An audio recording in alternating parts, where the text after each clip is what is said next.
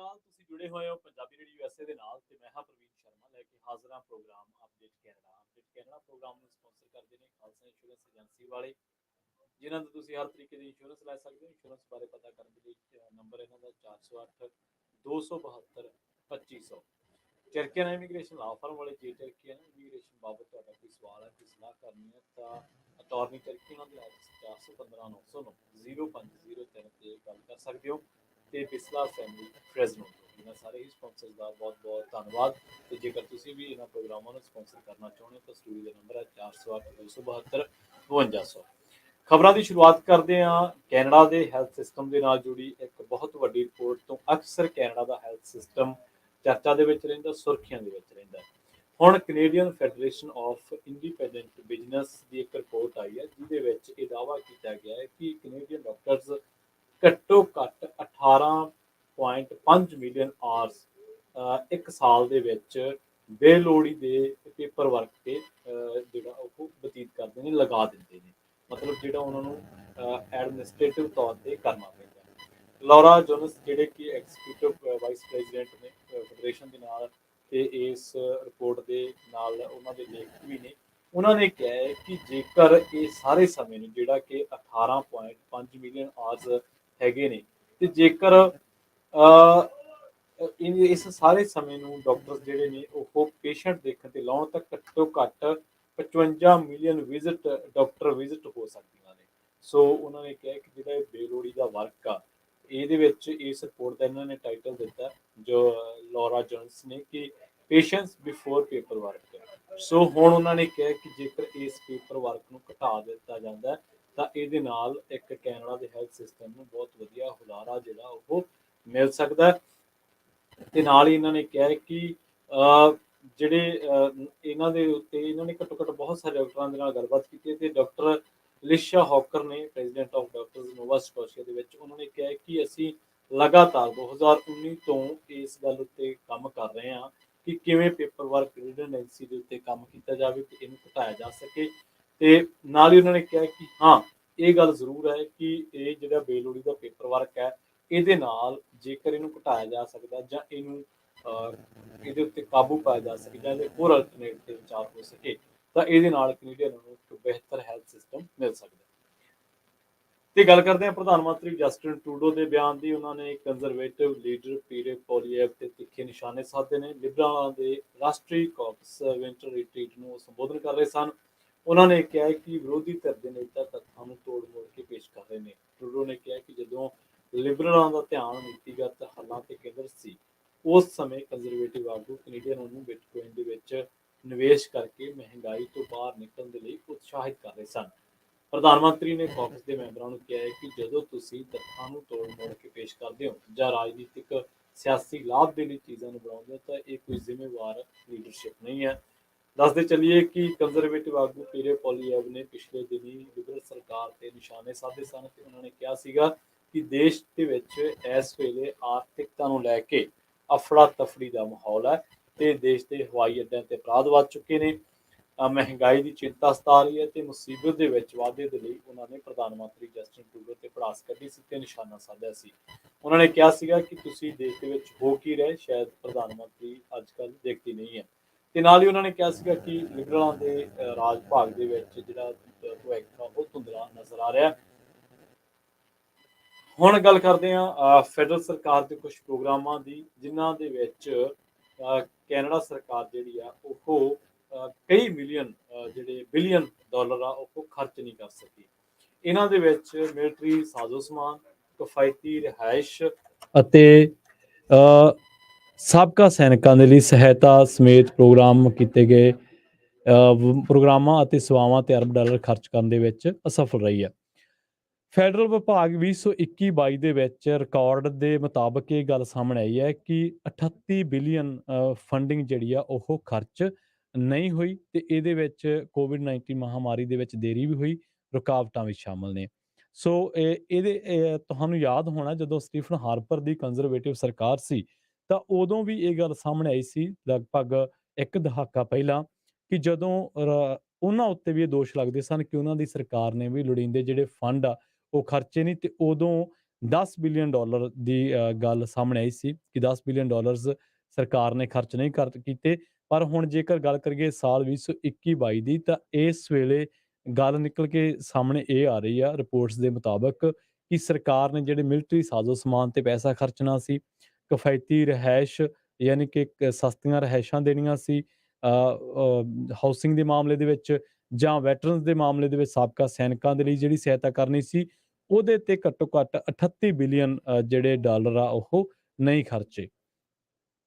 ਗੱਲ ਕਰਦੇ ਹਾਂ ਐਨਡੀਪੀ ਆਗੂ ਜਗਮੀਤ ਸਿੰਘ ਦੇ ਬਿਆਨ ਦੀ। ਉਹਨਾਂ ਨੇ ਕਿਹਾ ਹੈ ਕਿ ਉਹ ਹਾਊਸ ਆਫ ਕਾਮਨਸ ਤੋਂ ਮੰਗ ਕਰਦੇ ਨੇ ਕਿ ਹੈਲਥ ਕੇਅਰ ਦਾ ਨਿੱਜੀਕਰਨ ਕੀਤੇ ਜਾਣ ਦੇ ਮਾਮਲੇ ਉੱਤੇ ਐਮਰਜੈਂਸੀ ਬਹਿਸ ਕਰਵਾਈ ਜਾਵੇ।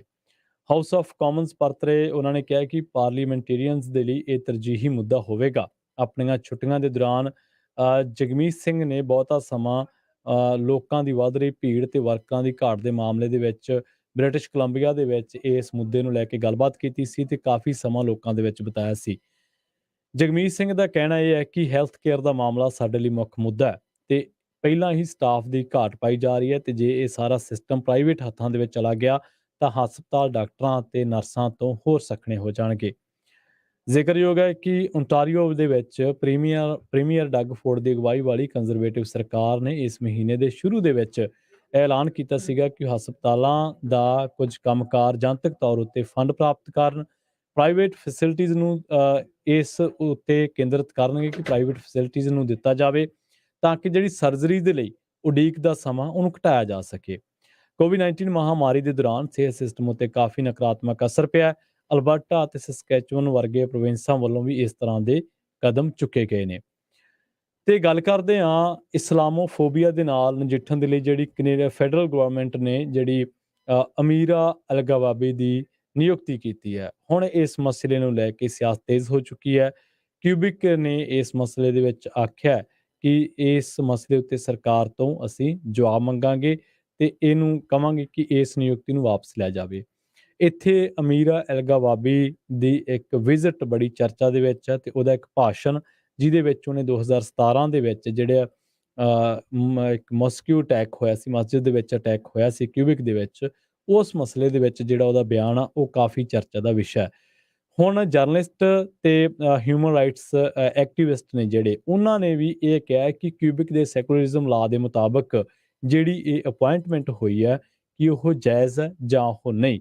ਸੋ ਹੁਣ ਅਮੀਰਾ ਐਲਗਾਵਾਬੀ ਜਿਹੜੇ ਕਿ ਪਿਛਲੇ ਦਿਨੀ ਜਿਨ੍ਹਾਂ ਨੂੰ ਅਪੁਆਇੰਟ ਕੀਤਾ ਗਿਆ ਸੀ ਇਸਲਾਮੋਫੋਬੀਆ ਦੇ ਨਾਲ ਨਜਿੱਠਣ ਦੇ ਲਈ, ਤੇ ਉਹਨਾਂ ਦੀ ਨਿਯੁਕਤੀ ਬਾਰੇ ਸਰਕਾਰ ਨੇ ਕਿਹਾ ਸੀਗਾ ਕਿ ਕੈਨੇਡਾ ਸਰਕਾਰ ਘੱਟ ਗਿਣਤੀਆਂ ਹਰ ਫਿਰਕੇ ਦੇ ਲਈ ਤਰਜੀਹੀ ਆਧਾਰ ਤੇ ਕੰਮ ਕਰ ਰਹੀ ਹੈ ਤੇ ਉਹਨਾਂ ਨੇ ਕਿਹਾ ਸੀਗਾ ਕਿ ਇਸਲਾਮੋਫੋਬੀਆ ਦੇ ਨਾਲ ਨਜਿੱਠਣ ਦੇ ਲਈ ਅਸੀਂ ਅਮੀਰਾ ਐਲਗਾਵਾਬੀ ਨੂੰ ਨਿਯੁਕਤ ਕਰ ਰਹੇ ਹਾਂ, ਅਪੁਆਇੰਟ ਕਰ ਰਹੇ ਹਾਂ। ਪਰ ਹੁਣ ਇਹ ਮਸਲਾ ਕਿਊਬਿਕ ਦਾ ਜਿਹੜਾ ਲਾਅ ਹੈ, ਸੈਕੂਲਰਿਜ਼ਮ ਲਾਅ, ਉਹਦੇ ਮੁਤਾਬਕ ਹੁਣ ਇਹ ਜਿਹੜੀ ਨਿਯੁਕਤੀ ਆ ਉਹ ਵਿਵਾਦਾਂ ਦੇ ਵਿੱਚ ਆ। ਕੈਨੇਡਾ ਦੀ ਸਭ ਤੋਂ ਲੰਬੀ ਉਮਰ ਦੇ ਮੇਅਰ ਰਹੇ, ਲੰਬੇ ਸਮੇਂ ਤੱਕ ਮੇਅਰ ਰਹੇ ਹੈਜ਼ਲ ਮਕੇਨੀਅਨ ਦਾ ਦੇਹਾਂਤ ਹੋ ਗਿਆ। ਉਹ 101 ਸਾਲ ਦੇ ਸਨ। ਉਹਨਾਂ ਨੇ ਕਈ ਦਹਾਕਿਆਂ ਤੱਕ ਕੈਨੇਡਾ ਦੇ ਸਭ ਤੋਂ ਵੱਡੇ ਸ਼ਹਿਰਾਂ ਦੇ ਵਿੱਚੋਂ ਇੱਕ ਗਿਣੇ ਜਾਂਦੇ ਮਿਸੀਸਾਗਾ ਦੀ ਅਗਵਾਈ ਕੀਤੀ। ਮੈਕਲੇਨਨ ਨੇ ਮੇਅਰ ਦੇ ਵਜੋਂ ਕਰੀਬ 36 ਸਾਲ ਬਿਤਾਏ। ਇਸੇ ਦੌਰਾਨ ਉਹਨਾਂ ਨੇ ਕੈਨੇਡਾ ਦੇ 6ਵੇਂ ਸਭ ਤੋਂ ਵੱਡੇ ਸ਼ਹਿਰ ਦੀ ਕਾਇਆਕਲਪ ਕੀਤੀ।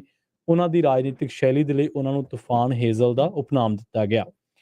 ਮਕੈਨੀਅਲ ਦਾ ਜਨਮ 2021 ਨੂੰ ਕਿਊਬਿਕ ਦੇ ਵਿੱਚ ਗੈਸਪੇ ਟਾਪੂ ਦੇ ਇੱਕ ਛੋਟੇ ਜਿਹੇ ਸ਼ਹਿਰ ਦੇ ਵਿੱਚ ਹੋਇਆ ਸੀ ਅਤੇ ਉਹ ਆਪਣੀ ਪਰਿਵਾਰ ਦੇ ਵਿੱਚੋਂ ਸਭ ਤੋਂ ਛੋਟੇ ਸਨ। ਮੈਕੇਲੀਅਨ ਪਹਿਲੀ ਵਾਰ 1978 ਦੇ ਵਿੱਚ ਮਿਸੀਸਾਗਾ ਦੇ ਮੇਅਰ ਚੁਣੇ ਗਏ ਸਨ। ਤੇ ਅਗਲਾ ਰੁਖ ਕਰਦੇ ਹਾਂ ਮੈਕਹਮ ਦਾ, ਜਿੱਥੇ ਇੱਕ ਦਰਦਨਾਕ ਸੜਕ ਹਾਦਸਾ ਵਾਪਰਿਆ ਤੇ ਇਸ ਹਾਦਸੇ ਦੇ ਵਿੱਚ 2 ਜਣਿਆਂ ਦੀ ਮੌਤ ਹੋ ਗਈ ਹੈ ਤੇ ਇੱਕ ਜਣਾ ਗੰਭੀਰ ਜ਼ਖਮੀ ਦੱਸਿਆ ਗਿਆ। ਯਾਰਕ ਰੀਜਨਲ ਪੁਲਿਸ ਦੇ ਦੱਸਣ ਦੇ ਮੁਤਾਬਕ ਉਹਨਾਂ ਨੂੰ ਇੱਕ ਹਾਦਸੇ ਦੇ ਹੋਣ ਬਾਰੇ ਜਾਣਕਾਰੀ ਮਿਲੀ ਸੀ ਅਤੇ ਇਹ ਹਾਦਸਾ ਜਿਹੜਾ ਉਹ 2 ਕਾਰਾਂ ਦੇ ਵਿੱਚ ਵਾਪਰਿਆ ਸੀ, ਬਲੂਮਿੰਗਟਨ ਰੋਡ ਤੇ 9th ਲਾਈਨ ਏਰੀਆ ਦੇ ਵਿੱਚ। ਤਾਂ ਇਹ ਟੋਇਟਾ ਕਰੋਲਾ ਤੇ ਮਰਸਡੀ SUV 2 ਕਾਰਾਂ ਦਾ ਆਪਸ ਵਿੱਚ ਦੀ ਟੱਕਰ ਹੋਈ ਸੀ ਤੇ ਉਸ ਤੋਂ ਬਾਅਦ ਜਿਹੜੇ ਕਰੋਲਾ ਕਾਰ ਦੇ ਵਿੱਚ ਸਵਾਰ ਸਨ, ਟੋਇਟਾ ਕਰੋਲਾ ਦੇ ਵਿੱਚ, ਉਹਨਾਂ ਨੂੰ ਬਾਅਦ ਦੇ ਵਿੱਚ ਮ੍ਰਿਤਕ ਐਲਾਨ ਦਿੱਤਾ ਗਿਆ। ਇੱਕ ਮਰਸਡੀ ਦਾ ਡਰਾਈਵਰ ਜਿਹੜਾ ਉਹ ਗੰਭੀਰ ਹਾਲਤ ਦੇ ਵਿੱਚ ਹਸਪਤਾਲ ਦੇ ਵਿੱਚ ਦਾਖਲ ਕਰਵਾਇਆ ਗਿਆ। ਸੋ ਪੁਲਿਸ ਨੇ ਇਸ ਹਾਦਸੇ ਦੇ ਪ੍ਰਤੱਖਦਰਸ਼ੀਆਂ ਨੂੰ ਅਪੀਲ ਕੀਤੀ ਹੈ ਕਿ ਜੇਕਰ ਤੁਹਾਡੇ ਕੋਲ ਇਸ ਹਾਦਸੇ ਬਾਰੇ ਹੋਰ ਜਾਣਕਾਰੀਆਂ ਹੋਣ ਤਾਂ ਤੁਸੀਂ ਉਹਨਾਂ ਬਾਬਤ ਪੁਲਿਸ ਦੇ ਨਾਲ ਪੁਲਿਸ ਨੂੰ ਉਹ ਚੀਜ਼ਾਂ ਸ਼ੇਅਰ ਜ਼ਰੂਰ ਕਰਿਓ। ਟੋਰਾਂਟੋ ਦੇ ਪੀਅਰਸਨ ਇੰਟਰਨੈਸ਼ਨਲ ਏਅਰਪੋਰਟ ਤੇ ਜਾਣ ਵਾਲੇ ਲੋਕਾਂ ਨੂੰ ਉਦੋਂ ਬੜੀ ਮੁਸ਼ੱਕਤ ਦਾ ਸਾਹਮਣਾ ਕਰਨਾ ਪਿਆ ਸੀ ਜਦੋਂ ਹਾਈਵੇ 409 ਉੱਤੇ ਇੱਕ ਡੀਜ਼ਲ ਟਰੱਕ ਪਲਟ ਗਿਆ ਸੀ ਅਤੇ ਉੱਥੇ ਕਾਫੀ ਡੀਜ਼ਲ ਫੈਲ ਗਿਆ ਸੀ ਅਤੇ ਹਾਈਵੇ ਦਾ ਰਾਹ ਬਲਾਕ ਹੋ ਗਿਆ ਸੀ। ਇਹ ਘਟਨਾ ਸਵੇਰੇ 3:30 ਵਜੇ ਵਾਪਰੀ ਤੇ ਉਸ ਤੋਂ ਬਾਅਦ ਹਾਈਵੇ 409 ਤੇ ਹਾਈਵੇ 427 ਨੂੰ ਬੰਦ ਕਰਨਾ ਪਿਆ ਸੀ ਤੇ ਟਰਮੀਨਲ 1 ਤੇ ਟਰਮੀਨਲ 3 ਨੂੰ ਜਾਣ ਵਾਲੇ ਲੋਕਾਂ ਨੂੰ ਕਾਫੀ ਮੁਸ਼ੱਕਤ ਕਰਨੀ ਪਈ ਸੀ ਕਿਉਂਕਿ ਉਹ ਰਾਹ ਬੰਦ ਕਰ ਦਿੱਤੇ ਗਏ ਸਨ। ਟਰਾਂਸਪੋਰਟੇਸ਼ਨ ਮੰਤਰਾਲੇ ਦੇ ਮੁਤਾਬਕ ਕ੍ਰਿਊ ਵੱਲੋਂ ਇਸ ਥਾਂ ਨੂੰ ਸਾਫ਼ ਕਰਨ ਦੇ ਲਈ ਮੁਸ਼ੱਕਤ ਕੀਤੀ ਜਾ ਰਹੀ ਹੈ, ਪਰ ਕਈ ਘੰਟੇ ਦਾ ਸਮਾਂ ਵੀ ਲੱਗ ਸਕਦਾ ਤੇ ਇਸ ਦੇ ਲਈ ਇਹ ਰਾਹ ਵੀ ਕਾਫੀ ਦੇਰ ਦੇ ਲਈ ਬੰਦ ਰਹਿ ਸਕਦੇ ਨੇ। ਉਹਨਾਂ ਦੱਸਿਆ ਕਿ ਕੁਝ ਲੋਕਾਂ ਨੂੰ ਮਾਮੂਲੀ ਸੱਟਾਂ ਲੱਗਣ ਦੀ ਵੀ ਖਬਰ ਹੈ। ਤੇ ਜਾਂਦੇ ਗੱਲ ਕਰੀਏ ਬਰੈਂਪਟਨ ਦੇ ਵਿੱਚ ਦੋ ਗੱਡੀਆਂ ਦੀ ਟੱਕਰ ਹੋਣ ਕਰਕੇ ਭਿਆਨਕ ਸੜਕ ਹਾਦਸਾ ਵਾਪਰਿਆ, ਜਿਹਦੇ ਵਿੱਚ ਪੀਲ ਪੁਲਿਸ ਦੇ ਅਫਸਰ ਸਣੇ 2 ਜਾਣੇ ਗੰਭੀਰ ਜ਼ਖਮੀ ਦੱਸੇ ਗਏ ਨੇ। ਇਹ ਹਾਦਸਾ ਰੁਦਰਫੁਰ ਰੋਡ ਤੇ ਵਾਪਰਿਆ। ਦੋਵੇਂ ਜ਼ਖਮੀਆਂ ਨੂੰ ਸਥਾਨਕ ਹਸਪਤਾਲ ਦੇ ਵਿੱਚ ਭਰਤੀ ਕਰਵਾ ਦਿੱਤਾ ਗਿਆ, ਜਿੱਥੇ ਉਹਨਾਂ ਦੀ ਹਾਲਤ ਖਤਰੇ ਤੋਂ ਬਾਹਰ ਦੱਸੀ ਜਾ ਰਹੀ ਹੈ। ਸੋ ਇਸ ਦੇ ਨਾਲ ਹੀ ਪ੍ਰੋਗਰਾਮ ਅਪਡੇਟ ਕੈਨੇਡਾ ਨੂੰ ਆਪਾਂ ਇੱਥੇ ਹੀ ਸਮਾਪਤ ਕਰਦੇ ਹਾਂ। ਪੰਜਾਬੀ ਰੇਡੀਓ USA ਦੇ ਇਸ ਪ੍ਰੋਗਰਾਮ ਨੂੰ ਹਰ ਰੋਜ਼ ਕੈਲੀਫੋਰਨੀਆ ਦੇ ਸਮੇਂ ਦੇ ਮੁਤਾਬਕ ਦੁਪਹਿਰੇ 12:50 ਤੇ ਪ੍ਰਸਾਰਿਤ ਕੀਤਾ ਜਾਂਦਾ, ਜਿਹਦੇ ਵਿੱਚ ਕੈਨੇਡਾ ਦੇ ਵਿੱਚ ਵਾਪਰੀਆਂ ਅਹਿਮ ਅਤੇ ਵੱਡੀਆਂ ਖਬਰਾਂ ਬਾਰੇ ਤੁਹਾਨੂੰ ਜਾਣਕਾਰੀਆਂ ਦਿੱਤੀਆਂ ਜਾਂਦੀਆਂ ਨੇ। ਸੋ ਇੱਥੇ ਹੀ ਮੈਨੂੰ ਪ੍ਰਵੀਨ ਸ਼ਰਮਾ ਨੂੰ ਦਿਓ ਇਜਾਜ਼ਤ। ਜੁੜੇ ਰਹੋ ਪੰਜਾਬੀ ਰੇਡੀਓ USA ਦੇ ਨਾਲ ਤੇ ਆਖਿਰ ਦੇ ਵਿੱਚ ਇੱਕ ਵਾਰ ਫਿਰ ਤੋਂ ਤੁਹਾਨੂੰ ਸਭ ਨੂੰ ਪਿਆਰ ਸਤਿਕਾਰ ਸਹਿਤ ਸਤਿ ਸ਼੍ਰੀ ਅਕਾਲ।